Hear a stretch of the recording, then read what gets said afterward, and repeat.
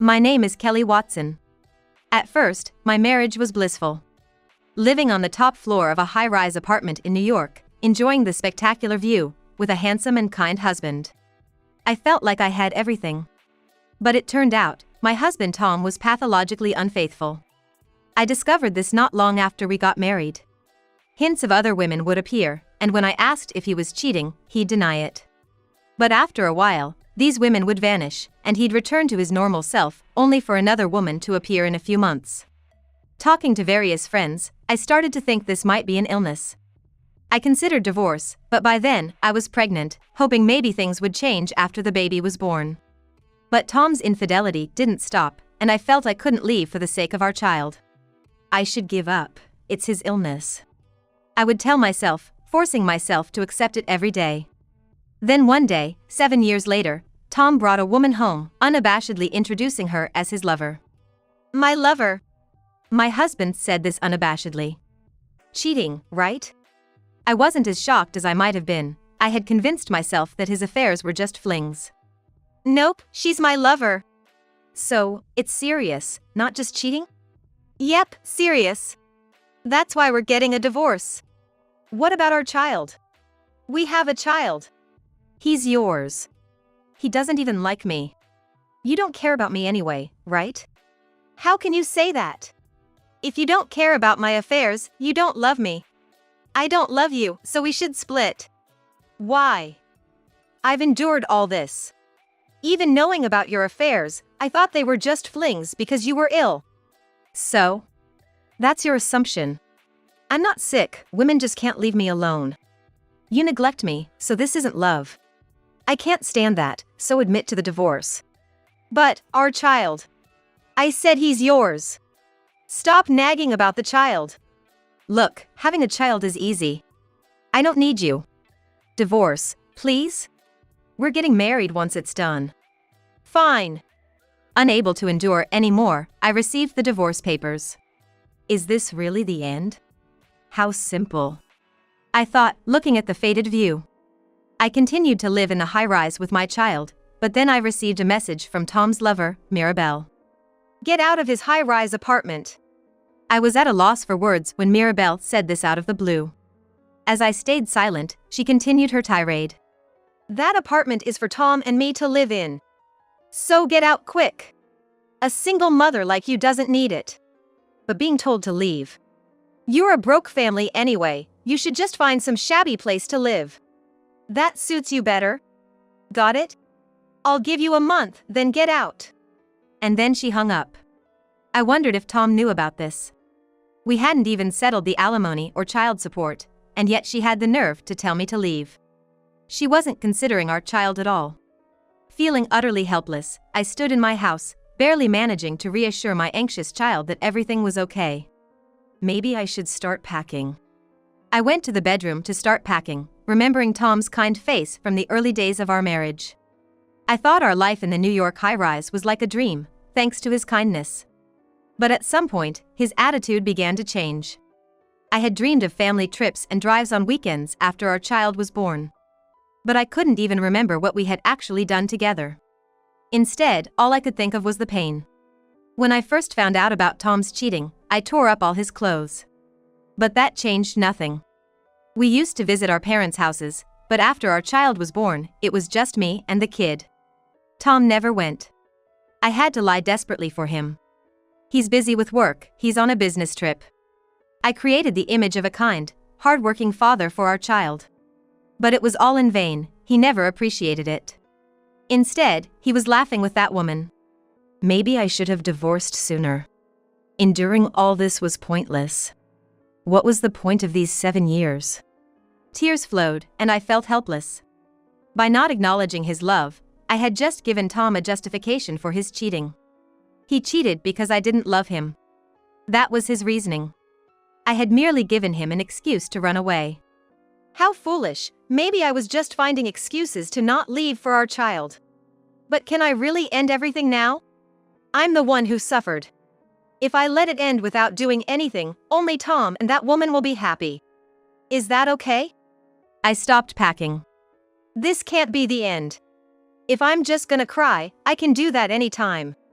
So, I'll get my revenge. I'll make them realize.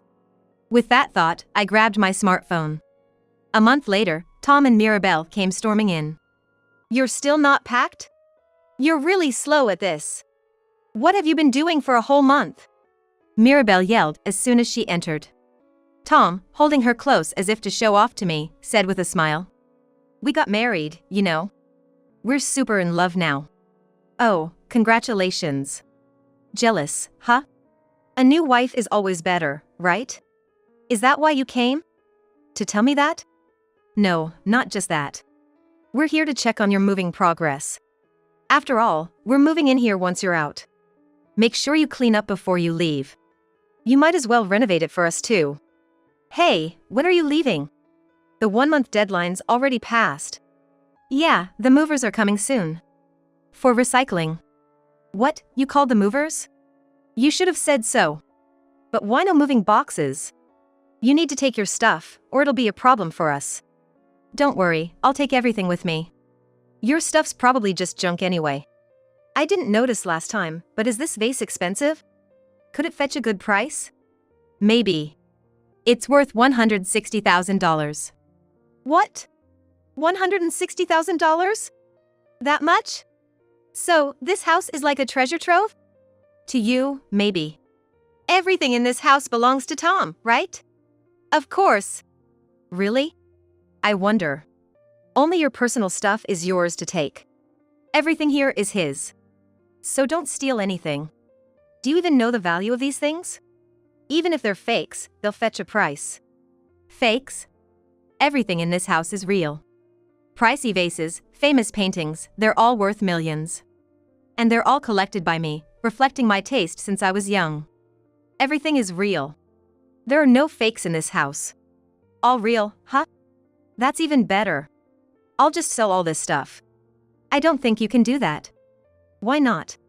Do you know what rights are? Of course I do. Everything here belongs to him, so naturally, Tom has the rights. Who told you that? That everything here is Tom's? Of course, Tom did. He said everything in this house, including this vase and this painting, belongs to him. That's strange, isn't it? What's strange about it? There's nothing strange at all. But Tom has no interest in art, you know? Even if he did, he wouldn't understand their value. How do you think a person like that would have collected all these? You're being fooled. I'm not being fooled. He's a wealthy man, he could collect these even without understanding their value. They might appreciate in the future. Right, Tom? Yeah, that's right. Wow, a wealthy man, huh? I had no idea. You didn't know? How pitiful. Guess divorce was a mistake for you. Really? You divorced him and now you're poor. Did he really have money? Of course. That's why we could live in this high rise. I'm married to a wealthy man now. So, for this past month, he's been letting you live in luxury? Well, we just divorced, so there's no money yet. But things will go back to normal soon. Why no money after the divorce? I haven't even received alimony or child support yet. Well, maybe there's some cash tied up elsewhere. Optimistic, aren't you? What about his job? What does your wealthy husband do? He must be really busy, right? He's taking time off for our new home. Off work for a new home? How interesting. What? He's kind because he wouldn't let me move alone, so he took time off. Moving could be done by professionals, but you choose to do it yourselves. Tough, isn't it? That's... No, Mirabelle. It's important to handle important things ourselves. Whether small or big, we believe in doing it ourselves. Yet when it was my turn, everything was left to professionals. And moving doesn't take a month, why not just work? You don't need to worry about us. He knows what he's doing, and you shouldn't interfere with his work. Well, if you think so. That's right. Just because you were dumped, don't meddle. Once you're out, we'll move in and enjoy a comfortable life. We'll see how that goes. Something feels off here. Right then, the doorbell rang. When I checked the intercom, it was the movers I had requested. But they were wearing suits. They clearly weren't movers. As I let them into the house, the man pulled out a calculator and started pricing each item. Wait, they aren't movers? Movers don't usually show up in suits, do they? What's going on? Why is he putting tags on the vase? He's an antique and art dealer, here to appraise and possibly buy these items. And while he's at it, he's valuing the apartment too. Why are you doing this? Why don't you ask your beloved husband, Tom? I doubt he'll tell the truth though. Tom, what's going on? Sorry, I don't know why she's doing this. You knew she was going to sell these? Call the dealer so you could get a cut from the sale? No way. Then why? All of this is yours. You can't just sell it. Well, actually, I bought all these things. But I can't keep them all in my new place, so I thought, why not sell them? Oh. I see, property division, right? You're selling these because you divorced him and want to split the money. I don't want to give you half, but if it's property division, I guess I have to. Tom's wealthy anyway, so even if you get half, it won't bother him. I have no intention of splitting it. Why not? Because all of this is mine. What do you mean? All these artworks were bought by me before I married Tom. So there's no need for property division. No way. Then leave them. This apartment is his, you should leave them here. That makes no sense. Mirabelle nervously watched as more tags were placed. I couldn't help but find it amusing. What was Tom thinking, saying nothing? There'll be nothing left in the house. Well, they're all mine, so that's how it goes. Mirabelle, we're not losing the high-rise. No need to panic. But don't worry, I'll buy you whatever you want. Ha! If you can afford it, why not? Once the appraiser finished, he announced it to me. The total value was over $1 million, as I expected. Thank you for your hard work. When will you be able to collect everything? He replied that it would be in a day or two and left. In a day or two, these artworks will be gone, and then I'll have to leave this apartment too. A day or two means tomorrow or the day after. So, we can move by then? Yes, that's the plan. It'll feel empty without everything, but it means we can decorate with things we like. Well, I guess that's okay. You seem to be misunderstanding something. If you don't leave soon, you'll be forced out. What do you mean? I just sold this high-rise. What? Why? Isn't this apartment Tom's? Why would you sell it? Tom, why did you sell it? This apartment is ours. You're both mistaken. Do you know when we started living here? Right after we got married, right? The question is, when was it purchased? Right after we got married. Do you remember buying it? No, I think it was already there when we got married. Exactly. I bought this apartment with my money before we got married. What do you mean? So, when he said he wanted to live in a high-rise, I bought it. Now that we're divorced, it's up to me whether I keep living here or sell it. So you sold it? Yes, you told me to leave, and I don't want to stay in a place I lived with him. It's the perfect timing. I'm planning to move to a house. I just signed for a new house and have already moved my things in. You bought a house? Yes, it was cheap, only about $1.6 million. $1.6 million? So, Tom's stuff is just the junk in the next room. Take it with you. It's a hassle to dispose of junk. Mirabelle rushed into the next room, finding several cardboard boxes. She hurriedly opened them, only to find actual junk. The clothes were mostly worn out. What is this? Tom's clothes. Why are they like this? I didn't throw them away because he said not to. A wealthy man wearing these ragged clothes? I wanted to let you keep dreaming until the end, but it seems that's not possible. What do you mean? He's not wealthy at all, just a poor guy. No way. Just a pile of garbage. That's harsh. It's not a pile of garbage. These clothes are still wearable. Why? I thought he worked for a major corporation. He said he was the president. He was a temp worker at a big company. No way. A temp worker. Yep, and he got laid off right when you two got married. Why? How do you know this? Even I, his wife, didn't know. Because I'm the president of that company. I thought I might make him a regular employee if our marriage continued, but he never took his job seriously since he knew I was the boss. So, I just kept him as a temp. I knew he couldn't afford a high-rise apartment on a temp's salary. But since I have a high income as the president, I thought it was fine. He didn't tell anyone at work that his wife was the boss. It was convenient for both of us, especially since he didn't want people to know I was his wife while he was cheating. So what will happen to Tom now? His contract is over. He was supposed to have one more month, but he's been absent without leave, so it's over. I thought he was wealthy. The wealthy one is me. So you were deceiving me? Not really. If Kelly hadn't divorced, I'd still be a wealthy man by marriage. But Mirabelle wanted a divorce, so I agreed. And with that, I'm out of the wealthy bracket. So, because his wife was wealthy, he's penniless? Yep. A super poor person. Yep. If you knew that, why did you sell the art? Because I can't keep them in my new house. You could have left them. That's not how it works. Everything here is mine. There's nothing here that belongs to you too. I'm just disposing of my own stuff. Tom, do something. Well, that's how it is. Nothing we can do. You're saying this to me. This is his high-rise, right? Say it is. It's not his high-rise. It's the high-rise I lived in with him. But I lived here too. I should have some right to stay. Oh, right. If he has the right to live here, we don't have to leave. Residency rights apply to rented properties. This is not a rental. I bought it in full before we got married. And you left a month ago. You haven't lived here for a month.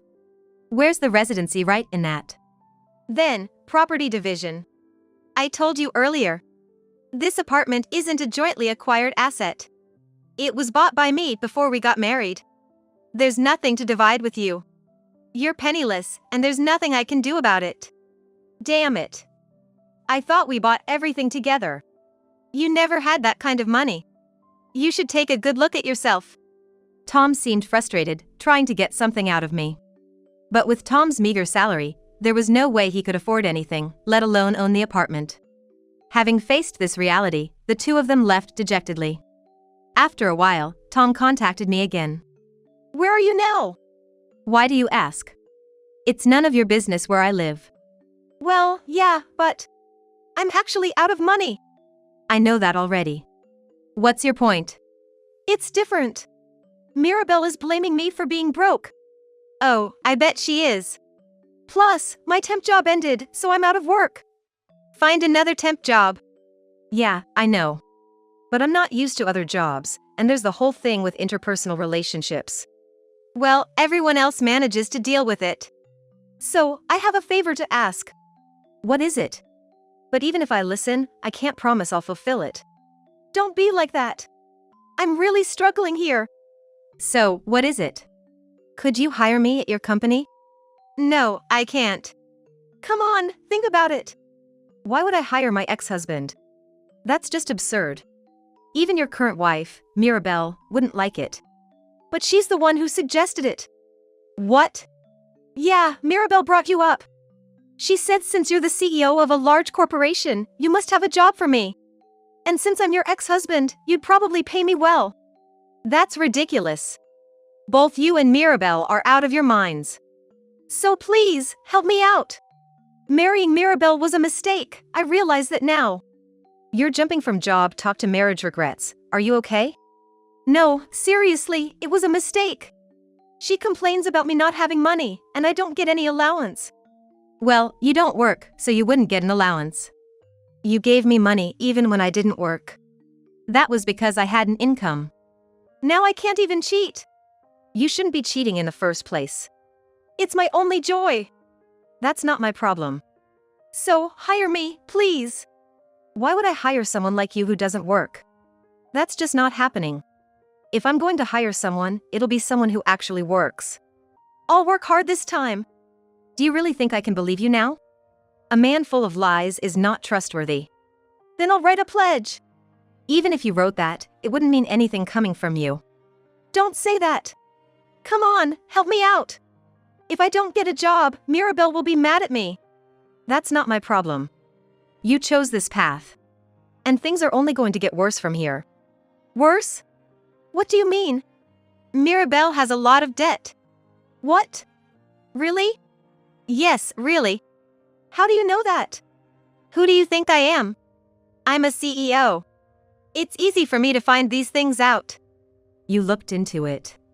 Exactly. And she's borrowed from some not so nice places. No way. Why would she borrow from places like that? She's on the blacklist. She can't borrow from reputable sources because she never pays back. She's pretty well known among payday lenders. Is that so? Why does she need so much money?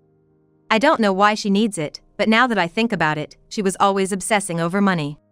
She wanted to keep the vases and paintings. Yeah, her obsession with money is intense. So, the amount she's borrowed, even from just the reputable lenders, is huge. The interest is piling up. She borrows from one place to pay another, creating a snowball effect. It's quite impressive, making snowballs without any snow. This is the worst. What should I do? Well, since she borrowed it, it's not my problem. The responsibility to pay it back is hers. So, if I divorce her, I won't be affected. That's unlikely. Why? Why do you think she married you? Because I'm handsome. There are other handsome men out there. She thought you were wealthy. She thought marrying a wealthy man would erase her debts. Turns out you're broke. If she lets you go now, she'll have to pay back everything herself. She won't let you go. That's ridiculous.